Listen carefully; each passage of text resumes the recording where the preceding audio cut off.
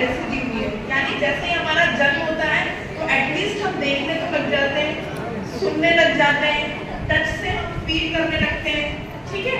तो कुछ good touch होते हैं और तो गुड टच कैसा होगा, मान लीजिए आपको किसी सब्जेक्ट पर बहुत अच्छे मार्क्स आए हैं और टीचर ने आपको अप्रिशिएट किया है, you got 90 marks out of 100, तो आपको कैसा लगेगा, अच्छा लगेगा।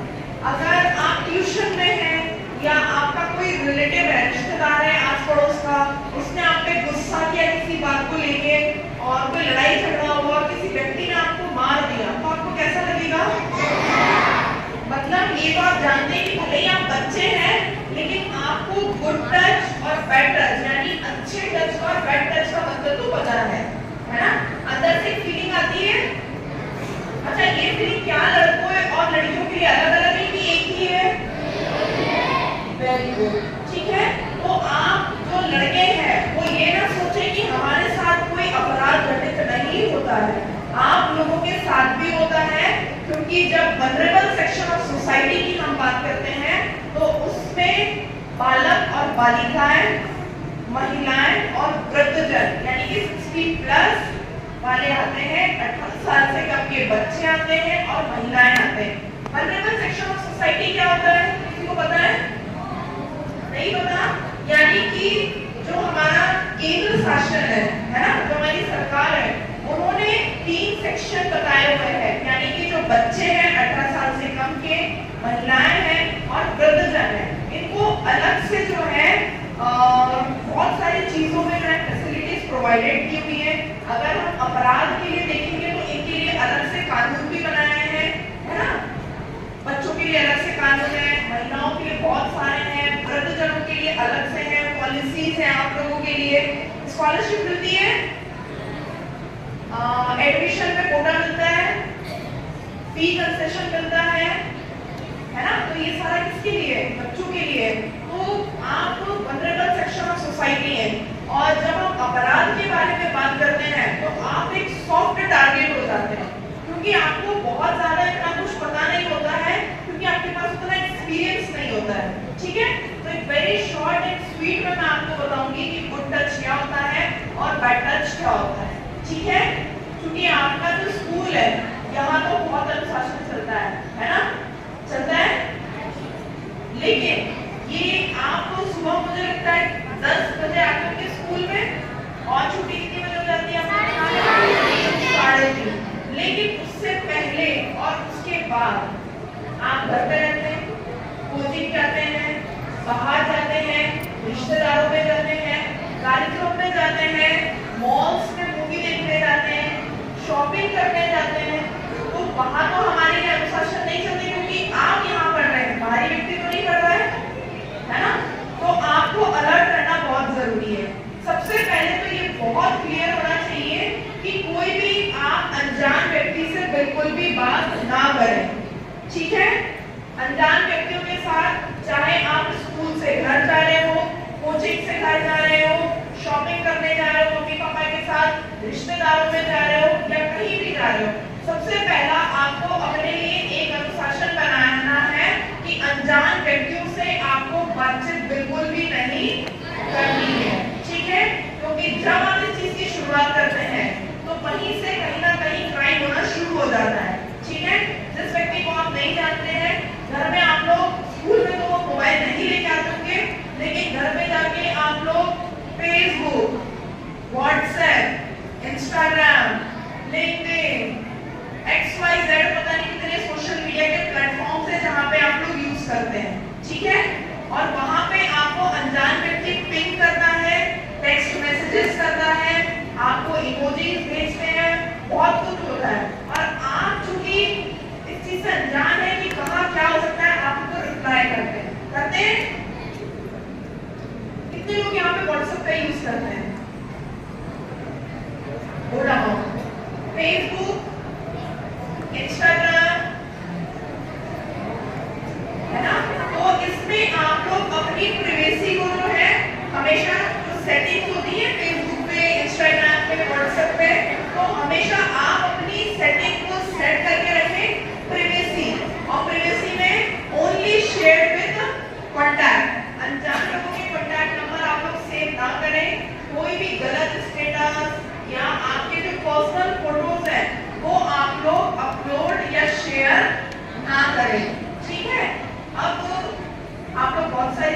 जाते हैं स्कूल में, आप लोग तो यहाँ से जाने के लिए बस में या टैक्सी में या किसी भी ट्रेन वगैरह में भी हम लोग कहीं जाते हैं तो ट्रैवल करते हैं, है ना, शॉपिंग मॉल्स में जाते हैं, मूवी देखने जाते हैं, रिश्तेदारों के कार्यक्रम में जाते हैं तरह तरह के। तो क्या होता है कि कई बार जो व्यक्ति होता है पहचान वाला भी हो सकता है और अनजान भी हो सकता है, ठीक है। अगर वो आपको गलत तरीके से छूता है तो आपको सबसे पहले उसे क्या बोलना है? नहीं, मुझे तो इसका सबसे कौन सा बतानी चाहिए? ठीक है। लेकिन जब आप अकेले होते हैं ना, अकेले होते हैं और ये आपके साथ होता है तो कॉन्फिडेंस कहाँ चला जाता है? आप कुछ नहीं बोल पाते हैं। और आप में से बहुत बच्चे इस चीज को ऑलरेडी एक्सपीरियंस कर चुके होंगे, है ना। तो आप कुछ नहीं बोल पाते हैं, आप अंदर से गिल्ट फील करते हैं कि इसने मुझे ऐसे टच क्यों किया। लेकिन आपको आत्मविश्वास के साथ उसको क्या कहना है? ठीक है। क्योंकि हो सकता है वो व्यक्ति आपसे उम्र में बड़ा हो, उसके पास ऑफकोर्स अगर एज ज्यादा है तो उसके पास जो उसका पावर होगा, स्ट्रेंथ ऑफ पावर वो आपसे ज्यादा होगा। तो आप बहुत ज्यादा रेजिस्ट ना करें और उस जगह से क्या करें? भाग जाएं। ये सिर्फ लड़कियों के लिए नहीं है, ये आम सभी लड़कों के लिए भी है, ठीक है। क्योंकि पुलिस में रहते हुए हम कई बार ऐसे अपराध देखते हैं कि ऐसे अपराध लड़कों के साथ भी घटित होते हैं, ठीक है। तो आपको वहां से क्या करना है?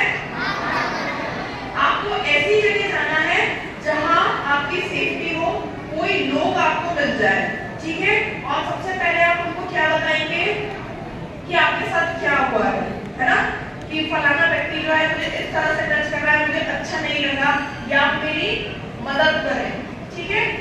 आप ऐसा करेंगे। उसके बाद अगर आपको ऐसी कोई जगह है, पब्लिक प्लेस पे है, तो अपने मम्मी पापा है तो सबसे पहले उनको बताएं, ठीक है। अगर वो नहीं है तो आप अपने टीचर्स को बताएं, ठीक है। आपके जो गुरु हैं, आपके जो टीचर्स हैं, आपके पेरेंट्स के बाद आपके सेकंड गार्जियन है, ये आप हमेशा याद रखें। और आप उनके साथ दिन प्रतिदिन मिलते हैं तो वो आपके साथ जो है बहुत अटैचमेंट करते हैं। अगर आपके साथ कोई क्राइम अपराध हो रहा होगा तो फॉर श्योर वो आपकी मदद जरूर करेंगे, ठीक है। आप अपने पेरेंट्स को बताएं, अपने टीचर्स को बताएं। इसके बाद अगर आपको ऐसा लगता है कि आपके घर के बड़े और भी हैं, दीदी भैया दादा दादी नाना नानी, आप उनके साथ ज्यादा अटैच फील करते हैं तो उनको भी ये बात जरूर बताएं। कभी ये गिल्ट में ना रहे कि मुझे कहा जाएगा कि नहीं मेरी गलती है, नहीं, आपकी कोई गलती नहीं है, इसमें आप विक्टिम हैं, ठीक है। इनकेस अगर आपको फिर भी कोई मदद नहीं मिलती है मम्मी पापा से, टीचर से, गार्जियन से, तो आप फिर किसको बताएंगे? Very good. उसके बाद आप बताएंगे पुलिस को। और कैसे बताएंगे? फोन करके। Very good. आपको थाने आने की जरूरत नहीं है क्योंकि आपको नहीं पता ना आप कैसे जाओगे, छोटे छोटे बच्चे कैसे जाएंगे थाने पे, है ना। तो आप क्या करेंगे? मोबाइल फोन की मदद से या तो आप अपने टीचर पेरेंट्स अगर वो मान जाते हैं तो आप उनको समझाइए, उनको बताइए आपके साथ क्या हुआ है और डायल 100 पे कॉल करें, ठीक है।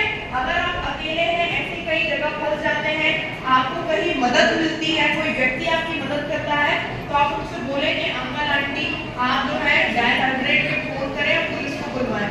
10 से 15 मिनट के बीच में पुलिस आपके लिए वहां पर जरूर आएगी और आपकी मदद करेगी, ठीक है। और आप कभी ये ना सोचें कि इससे मेरे घर वालों की बेइज्जती होगी, पड़ोसी क्या सोचेंगे, रिश्तेदार क्या सोचेंगे। मैं आप लोगों को बता दूं कि अगर ऐसा कुछ होता है और आपकी तरफ से कोई अपराध एफआईआर समझते हो? हाँ, अगर एफआईआर होती है तो आपकी निजी जानकारी बिल्कुल भी शेयर नहीं की जाएगी, ठीक है। आपका नाम, आपके मम्मी पापा का नाम, आप कहाँ रह रहे हैं, कुछ भी पब्लिकली शेयर नहीं किया जाएगा। तब तो आप सेफ फील करेंगे, ठीक है। तो आपके बॉडी, पहला तो मेरा ये कहना है कि ये शरीर किसका है? आपका अपना है, ठीक है, आपका अपना है, जिसे कोई टच नहीं कर सकता। कुछ ऐसे रिस्ट्रिक्टिव मोड्स होते हैं जिसमें कोई टच कर सकता है, जैसे कि कुछ छोटे बच्चे होंगे जिनको तैयार मम्मी करती होगी, ठीक है, तो उनकी ड्रेस भी पहनाएगी, आपको अनड्रेस भी करेगी, है ना, और आपको कपड़े भी पहनाएगी। और कुछ बच्चे बड़े जो हो गए वो इस दौर से गुजर चुके हैं, है ना, मम्मी ने नहलाया भी होगा, है ना, आप फ्रेश होने गए होंगे तो आपकी साफ सफाई भी की होगी, सब कुछ किया होगा, लेकिन अब आप बड़े हो गए, ठीक है। तो आपका जो अपर बॉडी पार्ट है, ठीक है, nobody can touch that area, nobody means nobody, ठीक है। इसके बाद जो सेकंड आता है लोअर योर बॉटम, आपके पैरों के बीच में, ठीक है, आगे या पीछे कोई भी आपको टच नहीं कर सकता, कोई भी नहीं, ठीक है। इनकेस अगर आप बीमार होते हैं आपको डॉक्टर के पास जाना पड़ता है, ठीक है। अगर उस चीज से रिलेटेड आपको कोई बीमारी है, क्योंकि कई बार स्टमक पेन होता है ना, कई बार हमको वोमिट होती है या डायरिया हो जाता है, कुछ हो जाता है, तो डॉक्टर हमारे स्टमक को टच करते हैं या नहीं करते हैं? मुझे लगता है लगभग बच्चे डॉक्टर के पास से होके आगे होंगे एक आध बार, है ना, अपनी यादों में याद तो होगा, छोटे होंगे बड़े होंगे। तो जब भी डॉक्टर आपका चेकअप करेंगे, है ना, चाहे वो स्टेथोस्कोप से करें, आइदर आपको थोड़ा सा अनड्रेस करके करें, या आपको जो वैक्सीन लगती है, इंजेक्शंस लगते हैं, ठीक है, या तो आर्म पैड्स में लगेगा या हमारी जो है थाइज में लगता है या बैक में लगता है। तो हमेशा जब भी ऐसा हो तो आप ये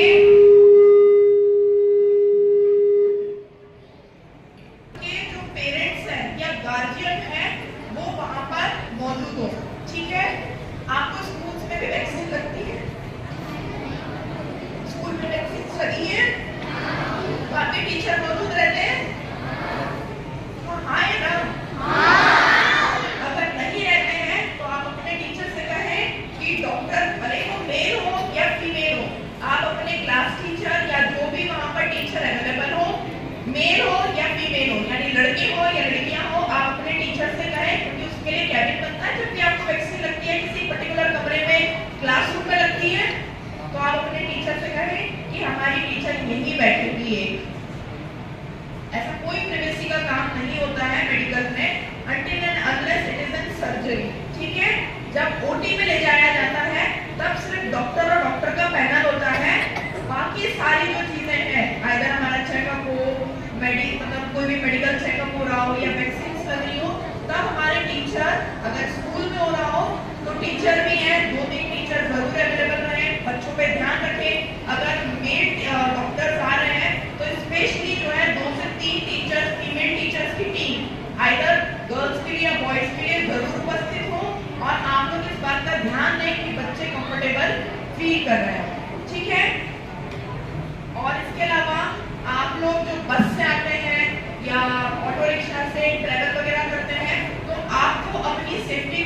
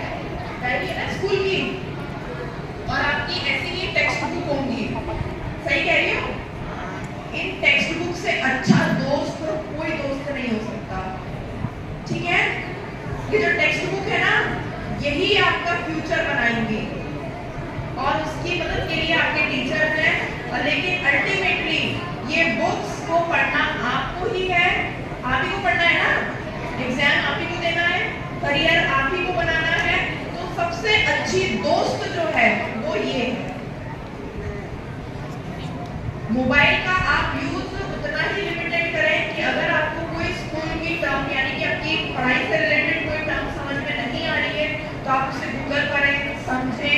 अगर आपको नहीं समझ में आ रहा है तो यूट्यूब से आप देख सकते हैं, लेकिन अनजान लिंक पे आप कभी भी लिंक पे टच ना करें, यानी लिंक को विजिट ना करें, क्योंकि आपको नहीं पता है वो किस तरह की लिंक है। ठीक है, अभी आपको कितने कंप्यूटर की क्लासेस लगती है आपकी साइबर में, तो आप लोग समझते होंगे ना कि स्पैम मैसेजेस क्या होते हैं, ट्रोजन वायरस क्या होते हैं।